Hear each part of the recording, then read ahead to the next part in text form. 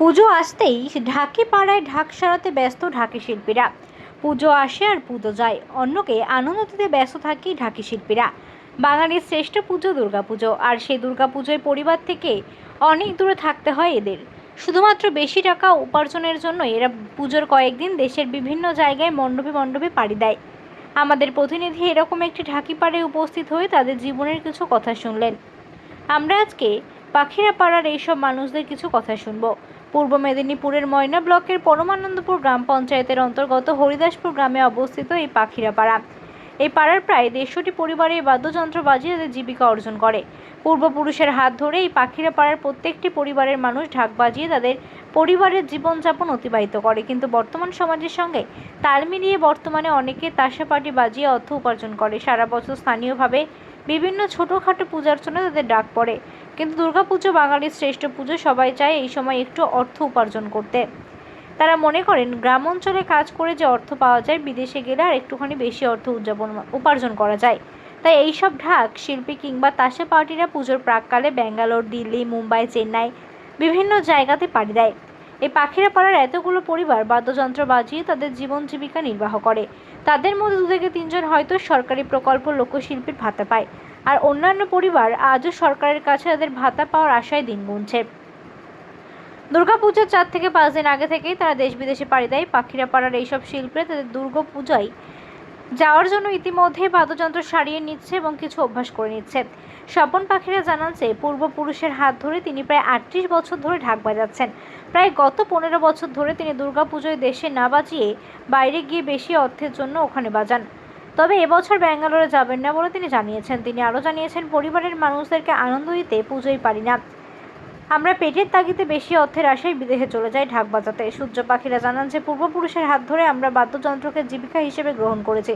আমরা প্রত্যেকেই গরিব পরিবারের মানুষ, তাই সরকারের কাছে কিছু অনুদান প্রার্থনা করি। পুজোর কটা দিন সবার ভালো কাটুক এই প্রার্থনাই করি।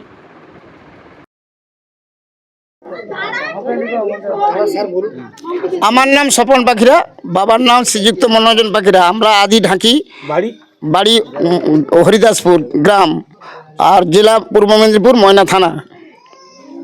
এই যে ঢাক বাজানোর সঙ্গে কতদিন ধরে যুক্ত আছেন? আমার ধরো 52 বছর বয়স, আমার ধরো 38 বছর বাজাচ্ছি। আচ্ছা, আগে কারা বাজাতো? আপনাদের বাবা? আমার বাবা, আমার ঠাকুরদা, ওরা বাজাতো, তাদের কাছ থেকে আমার শিক্ষা। আচ্ছা, এই যে ঢাক, এই যে সামনে পুজো চলে এসছে, এই ঢাক নিয়ে কোথায় কোথায় আপনারা যান? আমি ব্যাঙ্গালোর যাই। ব্যাঙ্গালোর কত বছর ধরে যাচ্ছেন? 15 বছর। তো এখানে থেকে যে দেশে বাজানোর থেকে কি বাইরে কি পয়সা বেশি? বাইরে পয়সা বেশি আর ভালোবাসা বেশি। এবং পুজোর কতদিন আগে থেকে যেতে? আমরা পুজোর 4 দিন আগে যাই। 4 দিন আগে থেকে যান। তারপর কবে বাড়ি ফিরেন? কবে? দশমী শেষ, তারপরে একাদশী দিন গাড়ি উঠি। গাড়ি উঠে যায়। এই যে পুজোর যে আনন্দ, একটা বাড়ির সবাইকে নিয়ে, ছেলে মেয়েদের নিয়ে যে আনন্দটা, সেটা তো এই বেশ কয়েক বছর ধরে যে বাইরে চলে যাচ্ছেন, এটা তো কাটাতে পারছেন না। ওটা আমার স্ত্রী আছে, আমার নাতিপুতি আছে, এখানে তারা কাটায়। সবাই পেটের দাগিদায় বাইরে যেতে হয়। হ্যাঁ, আনন্দ ভুলে গিয়ে। আনন্দ ভুলে গিয়ে। তো এই যে ঢাক বাজাচ্ছেন এত বছর ধরে, বা পূর্বপুরুষ থেকে যে বাজিয়ে আসছেন, সরকারি কিছু অনুদান আপনার পান? আমি একবার লোকশিল্পীতে গিয়েছিলাম, সেখানে আমার নাম এন্ট্রি করেনি। আমার পাড়ার জন্য 3 জনের নাম এন্ট্রি করে দিয়েছে, কিন্তু আমার হয়নি। তারা কি পয়সা পাচ্ছে? হ্যাঁ, তারা পয়সা পাচ্ছে। আপনি এখনো পান না। তো আপনি কি বলতে চাইছেন সরকার? আমি রাজভবনে গিয়েছিলাম, রাজভবনে বলছে তোমার বয়স হয়েছে, তোমার হবে না। কত বছর বয়স? আমার তখন 46 বছর বয়স ছিল। এখন বয়স কত? এখন 54। এই বাজনাটাকে কি বাজনা বলা হয়? এটাকে তাসাবাটি বলা হয় স্যার। তাসাবাটি বলা হয়। এই বাজনা আপনারা কোথায় কোথায় বাজাতে যান এই পুজোতে? দিল্লি, টাটা, বোম্বে, লগ্ন, যেখানে যে কল হয় যাবে। এবারে এখানে দিল্লি যাওয়া হবে স্যার। দিল্লি যাবে। আচ্ছা, তো কিরকম ধরনের আমরা পয়সা পান, বা কিভাবে আপনাদের সংসার চলে? আমাদের ওই বাজনার উপরে আমাদের সংসার নির্ভর হয়, এবং খুবই কষ্টে সংসার নির্ভর হয়। বাজনাটাকেই আমাদের মেন উদ্দেশ্য করা হয়। আমাদের জমিন জায়গা, ঘর বাড়ি কোনো কিছু, খুব দেখছেন তো আমাদের পল্লীটা কীরকম গরিব লেখা। এইগুলো সরকারকে আমরা অনুরোধ করছি, কিছু যেন আমাদের বাদ্য ভাণ্ডারের উপরে কিছু যেন একটু ব্যবস্থা করেন। এইগুলো আমার একটু বিশেষ অনুরোধ সরকারের কাছে। এইগুলো আমাদের বাল বাচ্চা এই সঙ্গীতের উপরেই আমাদের জীবিকা। আপনার নাম? আমার নাম নিতাই চাঁদ পাখিরা, হরিদাসপুর।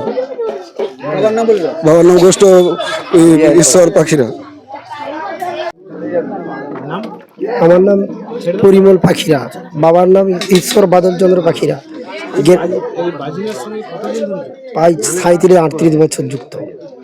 এই বাজনা কোথায় কোথায় আপনারা বাজাতে যান? আমরা যে যার বেঙ্গালুরু, কেউ দিল্লি। আমি যেমন দিল্লি যাই 35-36 বছর, মানে 27-28 বছর যাচ্ছি দিল্লি। আর এই বাইনার সঙ্গে 27-28 বছরের মতো যুক্ত আমি। কতদিন ধরে দিল্লি যাচ্ছেন? 27-28 বছর যাচ্ছি। দিল্লি চলে যাচ্ছেন? পুজোর সময় হলেই চলে যান? পুজোর কদিন আগে থেকে যান? আমরা 3-4 দিন আগে থেকে যাই। এখানে কদিন করে থাকতে হবে? ওই প্যান্ডেলের প্রত্যেকে 2-3জন, যে যেমন প্যান্ডেলের চাহিদার মতো আমরা থাকি আর কি।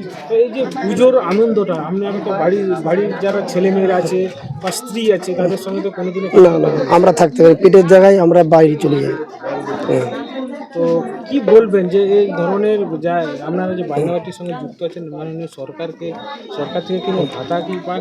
না না, আমরা কিছু ভাতা পাই না। আমরা কিন্তু কলাঘাট ক্যাপিটে কাগজ দিয়েছিলাম, সেও হয়নি আমাদের নাম।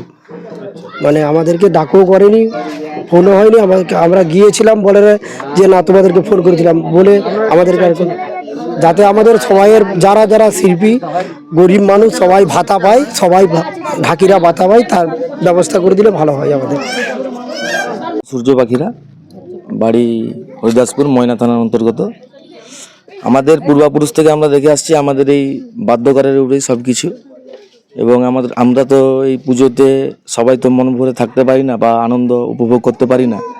আমাদেরকে পেটের তাগিদে বিদেশে চলে যেতে হয়, যেমন বিভিন্ন জায়গা দিল্লি, বোম্বে, চেন্নাই, বেঙ্গালুরু, এইসব জায়গায় চলে যেতে হয়।